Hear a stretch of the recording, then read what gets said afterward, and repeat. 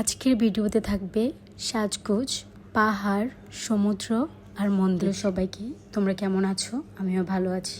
কক্সবাজার আসার আগেই আমরা ঠিক করেছিলাম যে আমরা মহেশখালী যাব আদিনাথ মন্দিরে।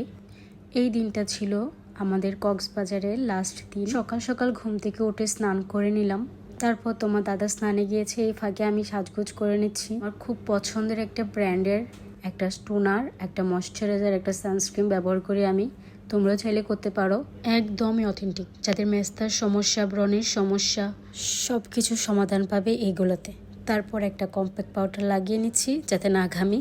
এর ফাঁকেই তোমার দাদা আবার স্নান করে চলে আসছে, বলছে তাড়াতাড়ি করো তাড়াতাড়ি করো। আমিও খুব তাড়াহুড়া করে সাজগোজ করে নিলাম। এই কানের দুলগুলো তোমার দাদা কিনে দিয়েছিল, আর গলার নেক পিসটা ছিল আমার দিদিভাইয়ের দেওয়া। আমার সাজগোজ প্রায় শেষ। এটা সেট করে নিয়ে সিঁদুরটা পরলেই আমার রেডি হওয়া একদম কমপ্লিট হয়ে যাবে। আমার সাজগোজ করতে সময় লেগেছে প্রায় 15 থেকে 20 মিনিট, আর তোমার দাদা সাজগোজ করতে সময় লেগেছে মাত্র 1 মিনিট। আমাকে কেমন লাগছে জানাবে। তারপর চলে আসলাম ঘাটে। এই ঘাট থেকে আমরা যাব মহেশখালী। তবে ঘাটে প্রচুর পরিমাণে ভিড় ছিল, যার জন্য কোনোভাবেই আমরা স্পিড বোট পাচ্ছিলাম না। অনেকক্ষণ অপেক্ষা করার পর একটা পেয়েছি। ভাড়া নিয়েছিল প্রায় 250 টাকা করে জনপ্রতি, কিন্তু রেগুলার ভাড়া ছিল 50 টাকা করে। তবে আসার সময় আসছে 150 টাকা করে, প্রায় 100 টাকা করে কম রেখেছিল। দেখো মাছ সমুদ্রটা কত বেশি সুন্দর ছিল। এক পাশে বিশাল বড় গাছপালা ছিল। এগুলোকে কী গাছ বলে আমি জানি না। আমি ভেবেছিলাম প্রথমে বেল গাছ, কিন্তু সামনে গিয়ে দেখি না, এটা বেল গাছ না। তারপর চলে আসলাম মহেশখালীর ঘাটে। ওইখান থেকে একটা রিক্সা নিয়ে চলে যাচ্ছে আদিনাথ মন্দিরের সামনে। দেখো চারপাশটা কত বেশি সুন্দর। এখন ভিডিওগুলো দেখলে ইচ্ছে করে আবার চলে যাই। আমরা যে টাইমটাতে গিয়েছিলাম ওই টাইমটাতে লোকজন বেশি ছিল, ঈদের ছুটি ছিল, সবাই চলে গিয়েছিল কক্সবাজার। তারপর চলে আসলাম আদিনাথ মন্দিরের সামনে।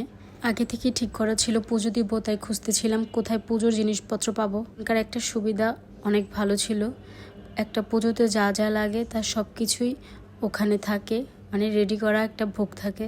তারপর নিজের পছন্দ মতো একটা ভোগ নিয়ে নিলাম। এখন চলে যাব উপরে। চলো তোমরা চলো আমাদের সাথে। তবে আগে থেকে ভেবেছিলাম অনেক তো লোক হবে, পুজো দিতে পারবো কিনা। আসলে নিজে থেকে পুজোটা দিতে পারি নাই, কিন্তু ভোগগুলো আমরা মন্দিরে পৌঁছে দিয়েছিলাম। কেননা প্রচুর পরিমাণে ভিড় ছিল, যেহেতু আজকে আমরা আবার চলে আসবো, তাই ওইখানে আমরা বেশিক্ষণ থাকতে পারিনি। এটা ছিল বাহিরের অবস্থা। চলো তোমাদেরকে ভিতরের অবস্থা দেখাই। প্রচুর পরিমাণে ভিড় ছিল, ভক্ত ছিল। আমিও প্রথমে গিয়ে লাইনে দাঁড়িয়েছিলাম, কিন্তু কিছু করার নেই। প্রায় 400 থেকে 500 জনের একটা লাইন ছিল। তবে লাইনে দাঁড়িয়ে থাকলে আমাদের আস্তে আস্তে প্রায় রাত হয়ে যেত, যার জন্য আমরা এক দাদার কাছে দিয়ে দিই আমাদের ভোগটা। উনি আমাদের পুজোটা দিয়ে দেয়। অসংখ্য ধন্যবাদ দাদা আপনাকে। তারপর বাবার মন্দির থেকে বের হয়ে আমরা চলে যাই অন্য মন্দিরগুলোকে দেখতে। ওই মন্দিরগুলোতে গেলে আলাদা এক শান্তি লাগে, অনেক বেশি ভালো লেগেছিল।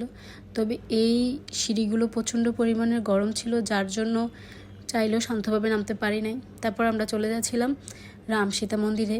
এটা ছিল পাহাড়ের উপরে। দেখো কি সুন্দর পরিবেশ। এগুলো পানের বড়। তারপর এখানে কিছু ছবি তুলে ভিডিও করে আমরা চলে যাচ্ছি আরও উপরের দিকে একটা বিশাল বড় মন্দির আছে। চলো ওইটাতে যাই।